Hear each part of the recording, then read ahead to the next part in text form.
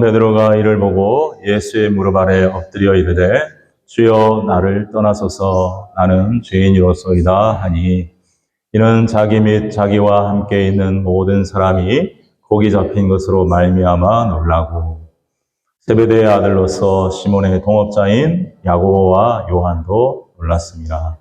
예수께서 시몬에게 이르시되 무서워하지 말라 이제후로는 내가 사람을 취하리라 하시니 그들이 배들을 육지에 대고 모든 것을 버려두고 예수를 따르니라. 아멘. 하나님 아버지, 오늘 우리에게 주어진 말씀을 통해서 성령의 감동 속에 귀한 은혜 받는 복된 시간 되게 하여 주옵소서.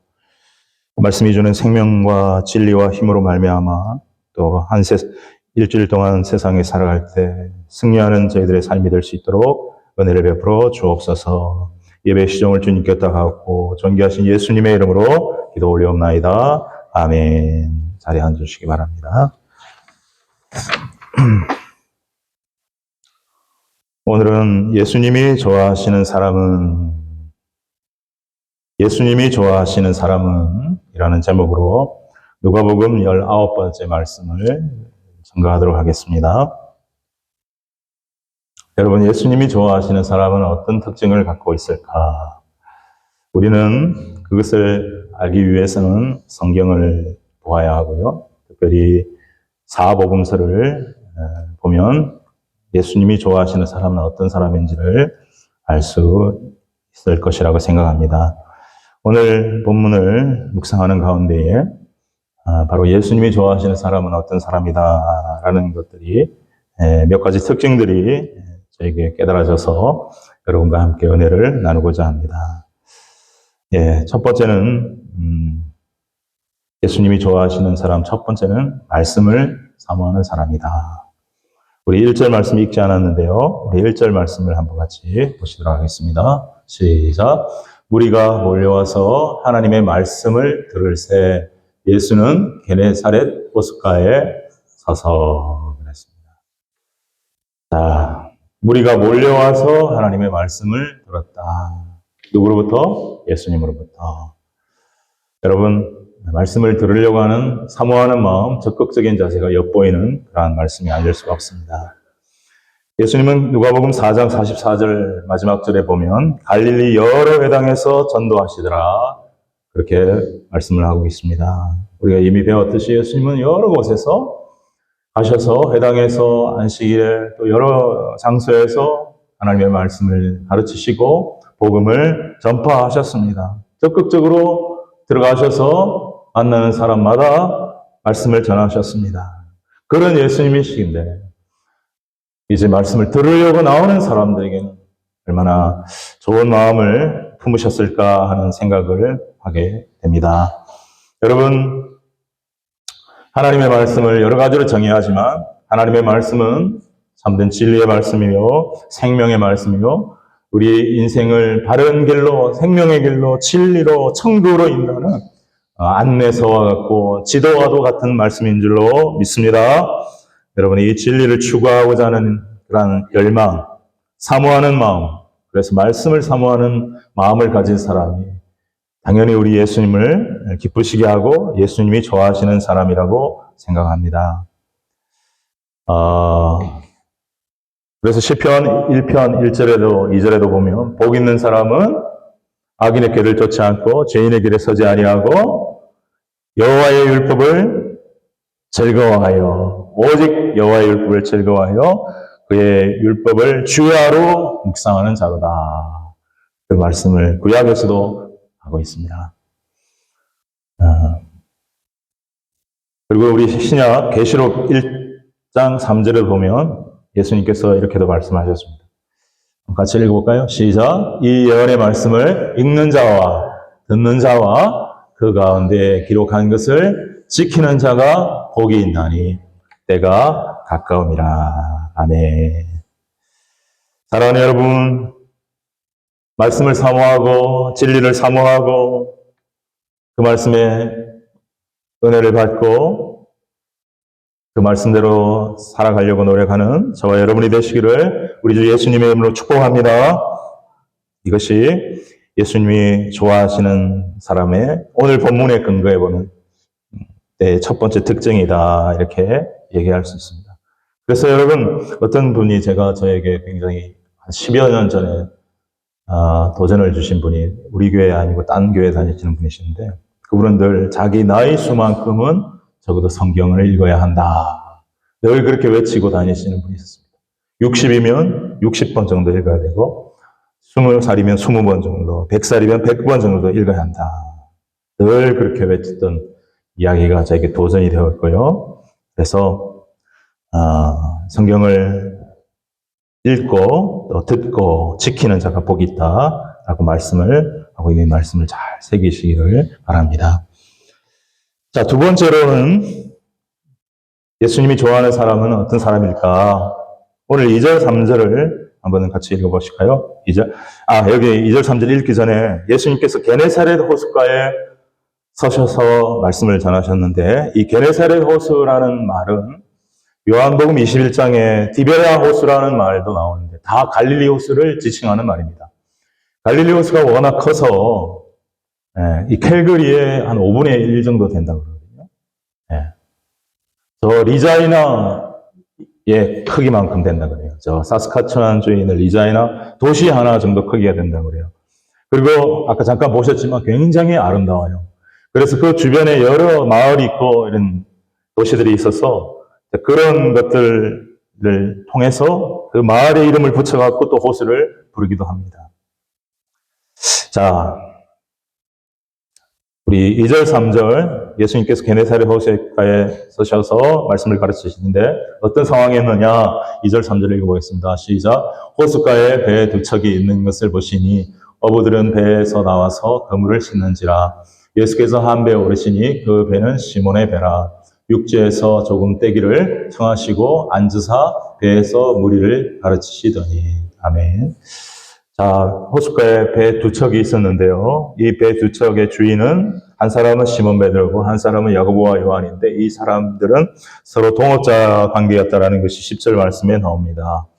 같은 비즈니스를 협력하는 관계였다라는 것이죠. 물고기 잡는 일에 동업하는 동업자들이었습니다. 자, 그런데 그 배 두 척이 있었는데 그 배 두 척에는 물고기 한 마리 없고 다시 그물을 한번 던져보려고 했든지 아니면 오늘은 안 되겠다 포기하고 돌아가기 위해서 그물을 씻고 있었든지 그물을 씻고 있는 형편이었습니다. 그 뒤에 5절에 보면 시몬이 대답하되 우리가 밤이 새도록 수고하였지만 잡은 것이 없습니다 라고 하는 고백을 들어보면 한 마리도 밤새도록 잡았지만 잡지 못했던 것 같습니다. 그때 예수님께서 호수 가에서 가르치더니 사람들이 점점 많아지고 그러니까 배를 한 척 빌려 타시고는 말씀을 전하셨는데 그 배가 바로 3절에 보니까 시몬의 배라 그랬습니다. 그래서 육지로부터 조금 떼어서 물 쪽으로 조금 나가서 거기서 앉으셔서 배에서 호숫가에 있는 많은 무리들에게 말씀을 가르치시는 형편이었던 것입니다. 여기서 보면 우리가 뭘 알 수 있냐면 지금 배가 다 비어 있었습니다. 물고기 잡이의 도사들인 전문가들인 시몬 베드로와 야고보와 요한이 그날 밤은 웬일인지 한 마리도 잡지 못했습니다. 말하자면 인생의 실패와 좌절을 경험한 것입니다. 얼마나 화도 나고 짜증도 나고 또 미안했겠습니까? 가족들 부양해야 되는데 돈 벌어야 되는데 이거 물고기 팔아서 생활비 해야 되는데 뭐 내야 될 것도 많고 해야 될 것도 많고 한 마리도 잡지 못했습니다. 참 어떤 자신의 한계도 느꼈을 것입니다. 우리가 이렇게 오랫동안 물고기를 잡았지만 이렇게 한 마리도 못 잡는 일은 없지 않느냐. 몇 마리라도 잡았는데 그때 예수님께서 다가오셨습니다. 이 배 좀 사용해야 되겠냐. 그때 시몬은 그 배를 내어드렸습니다. 실패하고 좌절되고 열등감에 빠져 있을 수 있는 그 시간에 빨리 그물 씻고 창피하니까 집으로 들어갈 수 있었지만 배를 좀 빌려달라 하는 예수님에게 그 배를 내어드렸습니다. 그리고는 결과적으로는 대박이 터졌습니다. 여기를 통해서, 이 말씀을 통해서 제가 느낀 것은요, 어떤 거였냐면, 자신의 삶의 실패와 좌절과 고난과 연약함 속에서 자기의 빈배와 같은 삶을, 자기의 빈배와 같은 연약한 마음을 주님을 향해 열어 주님께 내어드리는 자를 우리 주님은 기뻐하시구나 하는 것을, 사랑하시는구나 하는 것을 느끼게 되었습니다. 여러분, 우리는 성경을 통해서 하나님은 우리가 약할 때 강함 되시는 하나님이심을 배웁니다. 우리가 강할 때는, 우리가 잘 나갈 때는 하나님을 잘 찾지 않을 때가 많고 자칫 교만해질 때가 많습니다. 저도 예수님을 가난할 때 만났습니다. 물질이 없어 가난했던 것이 아니라 마음이 심히 가난할 때였습니다. 재수할 때였습니다. 실패자와 같은 느낌이 들었습니다. 패배자와 같은 느낌이 들었습니다. 두려움도 있었습니다. 계속 떨어지면 어떡하지? 그 속에서, 가난한 마음 속에서 주님을 찾았고 주님이 내 안에 들어오셨던 것을 경험하였습니다. 여러분, 그러고 보면 인생의 실패와 고난과 좌절은, 역경은 하나님을 만나는, 주님을 만나는 오히려 복된 계기가 되는 경우가 참 많은 것을 봅니다. 그래서 빈배라는 것이 오히려 배를 가득 채우고 예수님을 만나고 새로운 인생을 살아가는 계기가 될 수 있다는 것입니다. 여러분, 한국의 최고의 지성으로 불렸던 돌아가신 고 이어령 박사님은 정말 많은 분들이 너무나 뛰어난 지성이다, 그런 평가를 하는 분이었습니다. 그런데 그분은 믿지 않았습니다. 예수님을 믿지 않았습니다. 그러다가 사랑하는 딸이, 미국에서 변호사도 하고 검사도 하고 그런 딸이 암에 걸리고 사경을 헤매고 눈이 멀어서 시력을 잃게 되는 상황 속에서 드디어 하와이의 어느 작은 교회에 가서 하나님을 찾습니다. 하나님 도와달라고. 자기가 해줄 수 있는 것이 아무것도 없어요. 인생의 빈배처럼 느껴졌습니다. 내가 뭔가 했다고 생각했는데, 한때는 물고기를 많이 잡는 인생이었는데, 난 한때 박사도 받고 교수도 하고 수많은 책도 쓰고 강의도 했는데, 딸의 연약함 앞에 아무것도 할 수 없는 연약한 자신이라는 것을, 빈배 같은 인생이라는 것을 느끼고 하나님 앞에 매달리기 시작했습니다. 그러면서 믿음을 갖게 되었습니다. 주님을 만났습니다. 또한 한국의 세계적으로 유명한 핵 물리학자인 정건모 박사라는 분이 있습니다. 옛날에 호서대 총장도 하시고 과학기술처 장관도 하신 분인데, 이분은 정말 어려서부터 천재 중에 천재입니다. 전부 다 월반에서 다 졸업을 하고, 어린 나이에 서울대 물리학과도 거의 수석 졸업하고, 미국에 가서 프린스턴인가 그런 데서 박사학위도 20몇 살에 다 받아버리고, 교수하고, 무슨 기관에, 연구기관에 연구소장하고, 너무너무 머리가 뛰어난 분이고 잘 나가는 분이었습니다. 이분도 그의 삶의 배가 늘 풍족하게 만선했던 사람인데, 어느 날 너무나도 사랑하는 아들이 신장병에 걸리고 수술을 하게 되고, 자기가 신장 하나를 기증을 하게 됩니다. 정건모 박사. 그렇지만 너무 병이 위중해서 몇 년도 살지 못하고 이제 소천을 했는데, 그런 과정 속에서 아들이 예수를 먼저 믿었던가 그러면서 정건모 박사도 하나님 앞에 무릎을 꿇고 하나님을 찾습니다.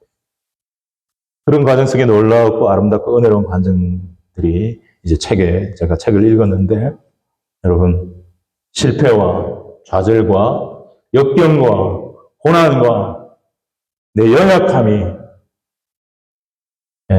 있을 때에 많은 사람들은 자기를 비관하고 자기만 들여다볼 때에 답이 없습니다. 그리고 또 어떤 하나님 외에, 우리 삼위일체 하나님 외에 어떤 다른 우상을, 신을, 한국 같으면 무당을 아무리 찾아가야 아무 소용없습니다. 연약할 때 오히려 무릎 꿇고 하나님을 더 의지하면 그 연약함 속에서 하나님을 더 깊이 경험하고 우리 예수님을 더 깊이 알게 되는 은혜가 우리의 삶에 있게 될 줄로 믿습니다. 세 번째는요, 4절과 5절에 나오는데, 때로 우리가 신앙생활을 하다 보면 우리의 경험과 지식, 그리고 세상의 일반적인 상식과 맞지 않는 그러한 말씀을 하시는 주님의 말씀이 우리에게 명령으로 다가올 때가 있습니다. 그런데 그 말씀에도 불구하고, 그런 말씀에도 불구하고 순종하는 사람, 하나님을 절대적으로 신뢰하고 의지하기 때문에 그 말씀에도 순종할 수 있는 사람을 하나님 기뻐하시고 예수님 좋아하시고 하지 않나, 그런 생각을 해봅니다. 우리 4절, 5절 같이 읽겠습니다. 시작. 말씀을 마치시고 시몬에게 이르시되 깊은 데로 가서 그물을 내려 고기를 잡으라. 시몬이 대답하여 이르되 선생님, 우리들이 밤이 새도록 수고하였으되 잡은 것이 없지만은 말씀에 의지하여 내가 그물을 내리리이다. 아멘. 여러분, 적어도 10살 정도부터 베드로는, 아버지도 베드로, 아버지가 요한인데 요한의 아들 시몬아 그랬거든요. 적어도 10살 때부터 아버지 손잡고 물고기 잡이 했을 것입니다. 네. 지금 30대 중후반으로 보는 사람도 있고 20대 후반으로 보는 사람도 있는데 적어도 20년, 30년 물고기 잡이 했습니다. 갈리오스에서만 했습니다. 딴 데 안 갔습니다. 아주 전문가 중에 전문가입니다. 배도 사고요, 동업도 하고요, 꽤 근실한 비즈니스를 하고 있던 사람이었습니다. 그러나 예수님은 아시다시피 목수 출신이었습니다. 아버지가 목수였습니다. 그런데 목수가 프로페셔널 어부한테 깊은 데로 가서 그물을 내리라. 말이 안 되는 얘기입니다. 그게 진짜 그렇더라면 벌써 베드로가 그렇게 했을 것입니다. 이래도 안 되고 저래도 안 되고 밤새도록 하다가 그물 씻고 있는 겁니다. 그런데 말씀을 한참 가르치더니 뜬금없이, 어이없이 물고기에 대해서 말씀하시면서 깊은 데로 가라. 솔직히 말해서 우리가 일반적인 상황에서 우리라면 기분이 조금 상할 겁니다. 얼굴 표정은 안 그런 척 숨길지 몰라도 속으로 굉장히 자존심 상하네. 나한테 이 목수 주제에 이런 말 저런 말 하다니. 자, 그런데 베드로는 순종했습니다. 말씀에 의지하여 내가 그물을 내리리이다. 저는 이것이 예수님이 베드로를 향한 어떤 하나의 믿음의 시험이 아니었을까, 테스트가 아니었을까, 그런 생각을 해보았습니다. 왜냐하면 구약 성경에도 그러한 믿음의 테스트에 대한 말씀이 나오기 때문입니다. 첫 번째, 아브라함. 창세기 22장에 보면 사랑하는 아들, 백세에 낳은 아들 이삭을 번제물로 바치라. 너무 비상식적인 얘기죠, 사실. 근데 하나님을 신뢰했습니다. 하나님 신뢰했습니다. 하나님 주셨으니까 하나님 책임져 주시고 하나님이 분명히 선한 길을 인도하실 거다. 믿고 독자를 바치려고 했을 때 천사를 통해서 하나님이 너의 믿음을 내가 진짜 알겠다. 네가 참 믿음이다. 그러지 않습니까? 두 번째로 여호수아 6장에 보면 이스라엘 백성들이 여리고를 점령하는데 하루에 한 번씩 성을 돌고 마지막 7일째는 7번을 돌라 하는 너무나도 비과학적이고 비상식적인 명령을 하셨습니다. 그런데도 여호수아와 이스라엘 백성들이 여호수아의 지도하에 그대로 순종을 했습니다. 그리고 마침내 7일째 되던 날 7번 돌기를 마치고 와 함성을 질렀을 때에 여리고 성이 이 삥 둘러있는 여리고 성이 다 안으로 무너지는 역사가 지금 고고학자들이 개발하면 그게 발견이 되고 있다고 합니다. 여러분, 나병 환자였던 나만 장군도 요단강에 가서 7번 물을 들어갔다 나왔다 하면 이 피부가 깨끗이 나을 것이다. 너무나도 비의학적이고 비상식적인 말이었지만 엘리사를 통해서 선포된 하나님의 말씀에 순종했을 때에 그런 기적적으로 병치유함을 받았고요. 그것을 누가복음 4장 27절에서 예수님은 친히 그 나만 장군을 언급을 하셨습니다. 예수님도 그런 걸 너무너무 잘 알고 계시는. 그래서요, 여러분, 하나님이 늘 이렇게 비상식적이고 비과학적인 이런 명령을 우리에게 내리시는 것 같지는 않습니다. 성경에도 그게 뭐 자주 있는 거 아닙니다. 일생에 한 번, 두 번. 그렇다고 한다면 우리에게도 아주 가끔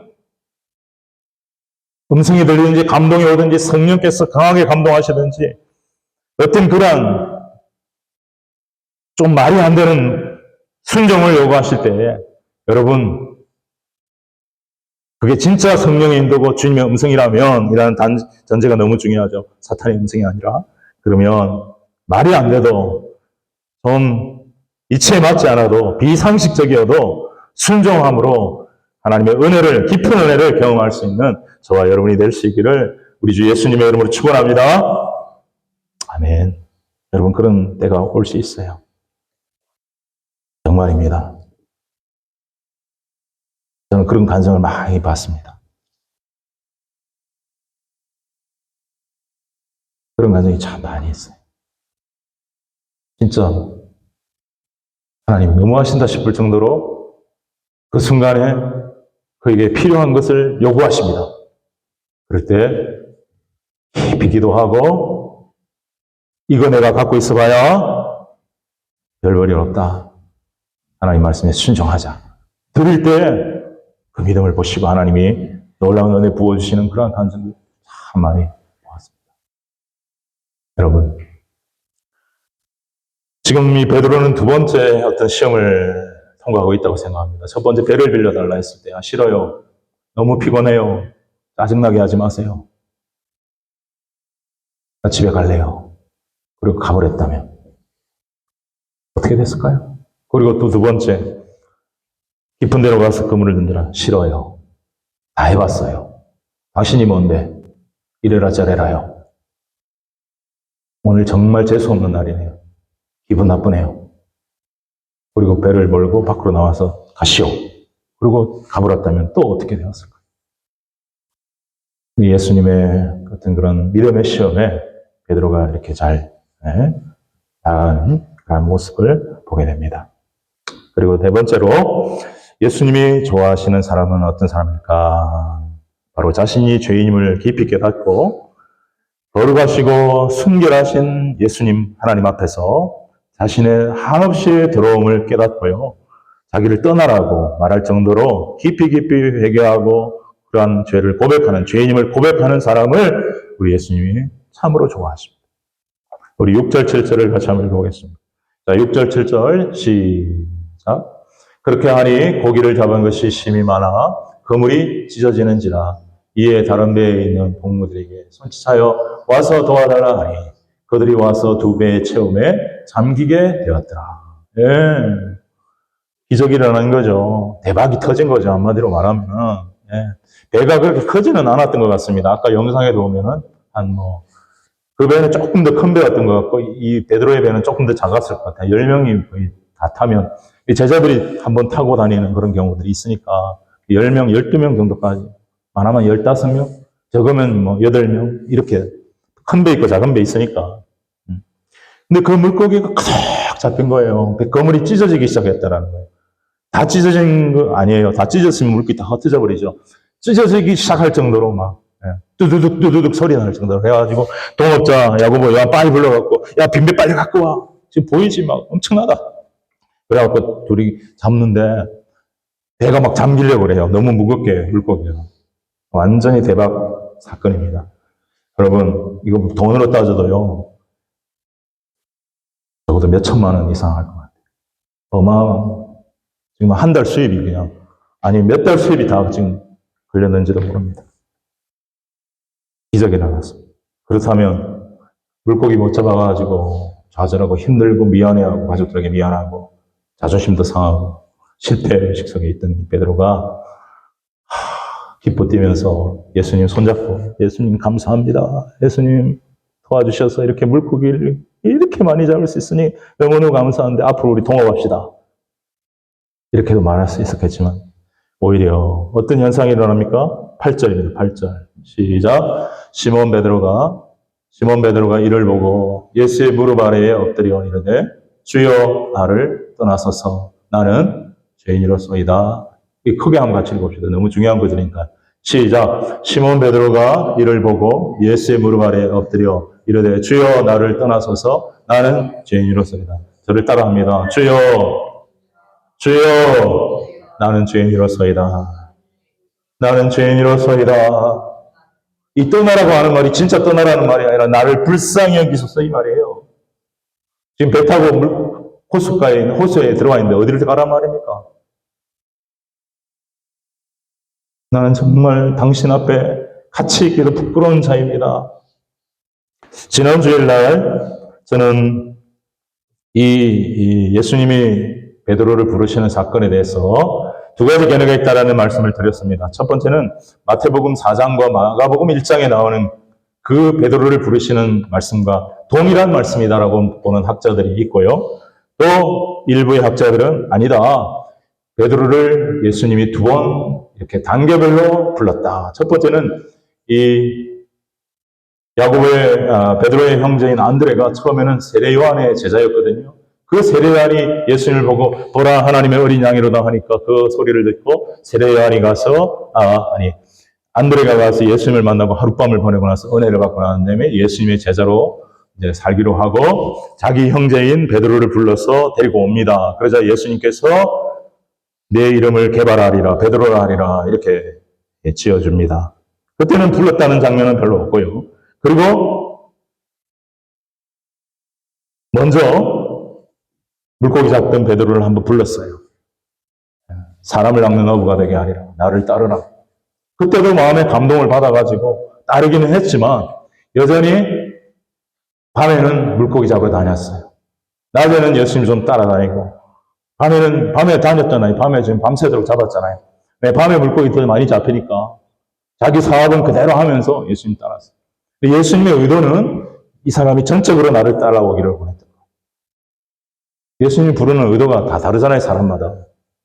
그걸 잘 구별을 하고 분별을 해야 되죠. 근데 예수님이 원하는 만큼 잘 안 따라다녔어. 그러다가 베드로의 장모가 심한 열병에 걸려 죽을 뻔했는데 예수님 살려주셨어요. 그런데도 베드로는 아직 예수님을 전적으로 따르려고 하지 않고 지금 물고기 잡으러 갔어요. 그런데 빈배가 되었어요. 뭔가 마음에 있는 거예요, 베드로도 지금.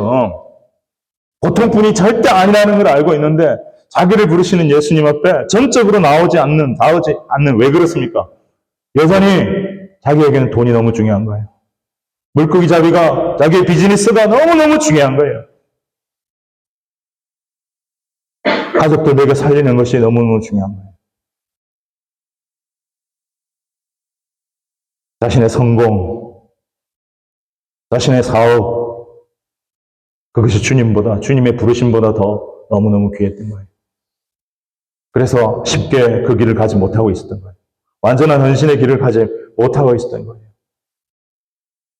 그런데 그 주님이 그렇게 오셔서 깊은 데로 그물을 던지라 하고 물고기가 확 잡히는 순간 이 기뻐하고 춤춰야 할 기쁨의 순간에 베드로는 덜덜덜덜 떨면서 무서워하면서 무릎을 꿇고 엎드려 회개하기 시작한 것입니다. 처음에는 선생님이와 했는데 이번에는 주여라고 했어요. 진짜 예수님이 하나님의 아들로 느껴졌던 것 같아요. 너무나 거룩하시고 너무나 전능하시고 너무나 순결하시고 너무나 깨끗하신 예수님 앞에 불현듯 자기는 너무나도 더러운 죄로 충만한 죄인이라는 사실을 깨달으면서 벌벌 떨리면서 주여 나를 떠나소서 나는 죄인입니다. 여러분 사실 이 고백이요. 우리 예수님이 우리 모든 인생들을 향해서 첫 번째로 예수님이 가장 듣기를 원하시고 좋아하시는 고백인 줄로 믿습니다. 나를 떠나소서 나는 죄인입니다. 여러분 우리 주님은요. 죄인을 상대하십니다. 스스로 죄인임을 알고 회개하고 믿고 나오는 자를 주님이 상대하시지 자기가 죄인이 아니라고 하는 사람은 절대로 상대하실 수가 없는 분이에요. 왜냐하면 위선자들이기 때문에 거짓말장이들이기 때문에 예수님이 이 땅에 왜 오셨습니까? 마가복음 1장 15절에 보면 때가 찼고 하나님의 나라가 가까웠으니 회개하고 복음을 믿으라.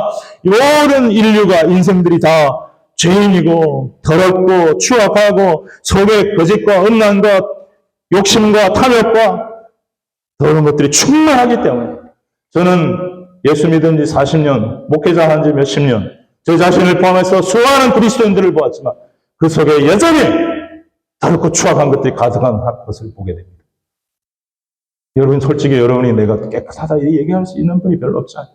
은혜 받고 회개하고 충만하면 좀 깨끗한 것 같은데 또 돌아서고 나면 또 더러워지고 뭐가 그렇게 잘났습니까 우리가? 네. 그래서 우리는 회개해야 되는 죄인인데 그래서 첫 번째 설교가 회개하라 천국이 가깝다. 회개하라는 말이 뭐냐? 예수님 앞에 하나님 앞에 내가 내 속이 너무 더러운 죄인입니다. 하나님을 떠나 사는 죄인입니다. 라는 고백하라는 거예요. 그냥 대충 넘어가지 말라는 거예요. 예수님이 이 고백을 듣기를 원하시고 저는 회개하다가 예수님을 만났어요. 강사 목사님이 회개하면 예수님 만날 수 있다 그래서 내가 죄인이라면 깨닫게 해주세요. 회개합니다 하며 기도할 때 눈물이 터졌어요. 여러분 이 시간 여러분 다 그런 경험이 있었기를 바라고 있기를 바라고요. 이렇게 겸손하게 무릎을 꿇을 때에 우리 주님이 속으로 너무너무 기뻐하시니 이제 되어가구나. 이제 되어가는구나. 그러나 그 이후에 사실 베드로는 또 여러 가지 연약함과 실패와 여러분 아시는 그러한 꾸중도 듣고 하는 과정을 겪었지만 베드로는 지금 결정적인 이제 고비를 넘어서 새로운 인생을 시작하는 단계에 들어가게 되었던 것입니다. 여러분 다시 한번 고백하고 선포하지만 우리의 죄를 씻기는 예수님의 십자가의 보혈밖에 없는 줄로 믿습니다. 있으면 나와보라고 그래요. 있으면 나와보라고. 학문이, 지식이, 과학이 죄를 씻어? 말도 안 되는 소리예요.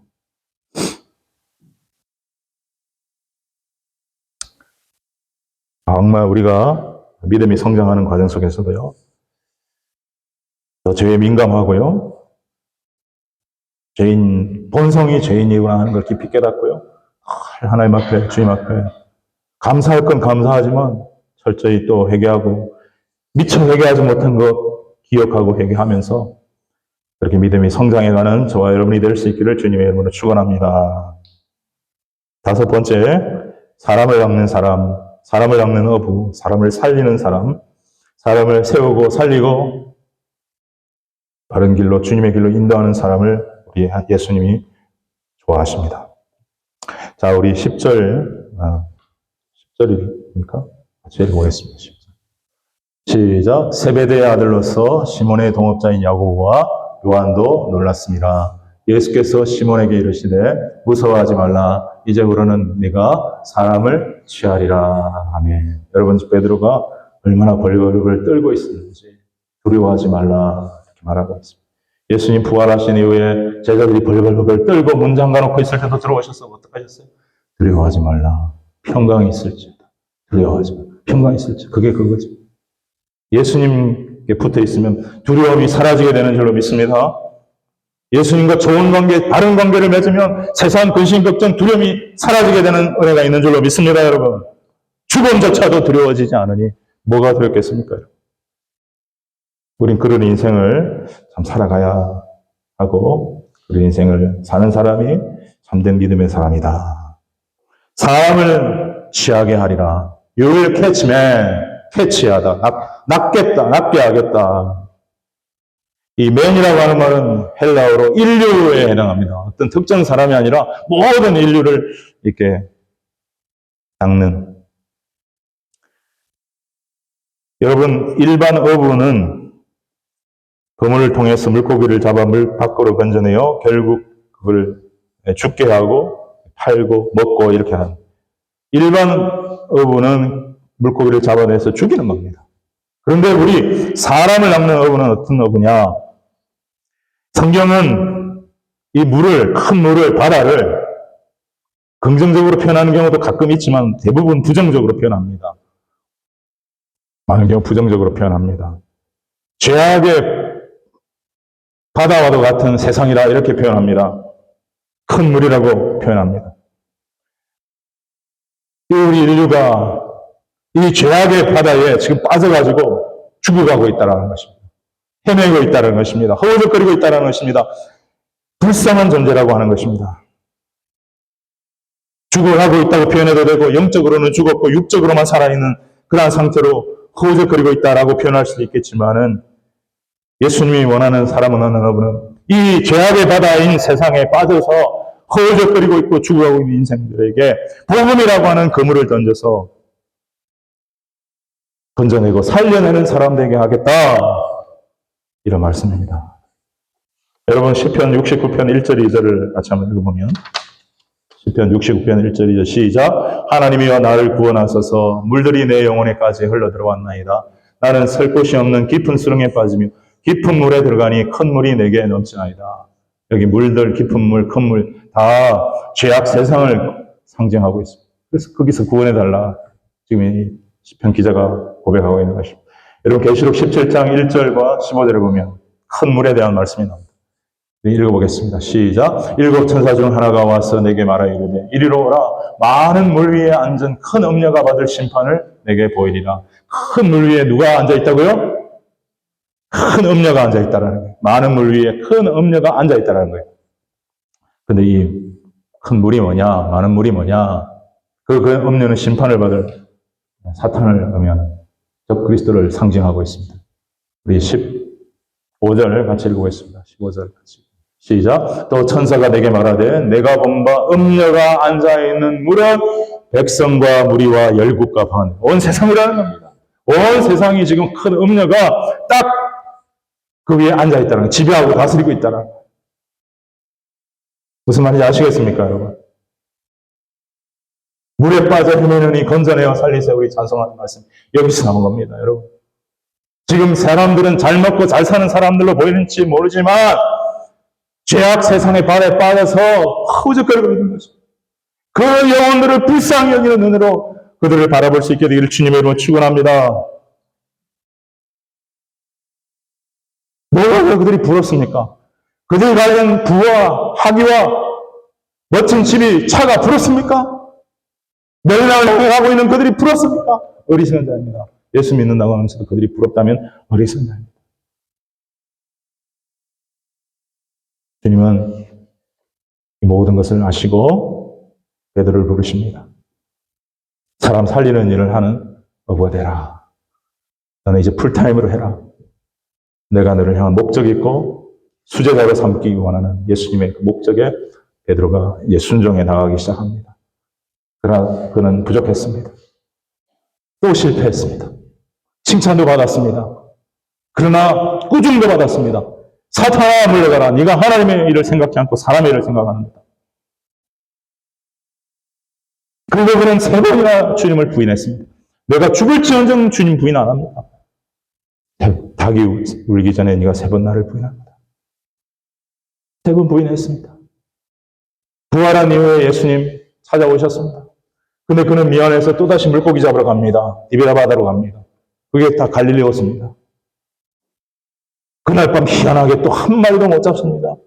예수님이 똑같은 시츄에이션 상황을 연출하셨다고 저는 생각합니다.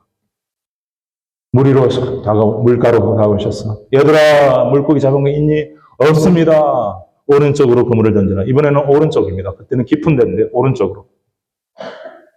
물고기를 열었더니 그물이 가득 잡혔습니다. 153마리 잡혔습니다. 지금 베드로는 죽을 지경입니다. 그리고 밖에 나오니 예수님이 떡을 굽고 물고기를 구워서 아침을 먹여주십니다. 그리고 나서 베드로에게 말합니다. 네가 나를 사랑하느냐? 요한의 아들 시몬아. 네가 나를 이 사람들보다 사랑하느냐? 네가 수제자로 내가 택했어. 네가 정말 나를 제일 사랑해주면 좋겠고 네가 나를 위해서 진짜 다 헌신했으면 좋겠어. 그런 삶을 살아줬으면 좋겠어. 그럼 내가 너에게 지도력도 주고 영적인 능력도 주고 권위도 줄 거야. 내 어린 양을 먹이라. 내 양을 치라. 내 어린 양을 먹이라. 처음에는 전도자의 사명을 주셨는데 이번에는 목회자의 사명, 설교자의 사명, 교회를 이끌어가는 지도자의 사명을 더해서 주시고 이제 그 성령을 받은 베드로가 이제 마치 정말 꿈과 같았던 일들이 사람을 낚는 어부, 부흥을 일으키는 주의 종, 예수님의 수제자, 예수님의 사역을 이어가는 자라고 하는 너무나도 꿈 같은 일이 실제로 일어나는 삶을 살게 된 줄로 믿습니다. 여러분, 베드로까지는 우리가 바라지 않다 할지라도 우리의 삶이 그런 여정 속에 있어야 한다는 것을 꼭 기억하십시오. 오늘 예수님이 좋아하시는 사람 5가지 말씀을 드렸습니다. 정리하지 않겠습니다. 여러분 마음속에 성령께서 은혜 주셔서 5가지가 속에 새겨져서 그 5가지의 삶을 저와 여러분도 살아가심으로 말미암아 예수님이 좋아하시는 사람, 기뻐하시는 사람, 귀하게 쓰임받는 귀한 한 사람 한 사람 다 되실 수 있기를 우리 주 예수님의 이름으로 축복합니다. 축원합니다. 우리 일어나셔서 우리 찬송 드리겠습니다.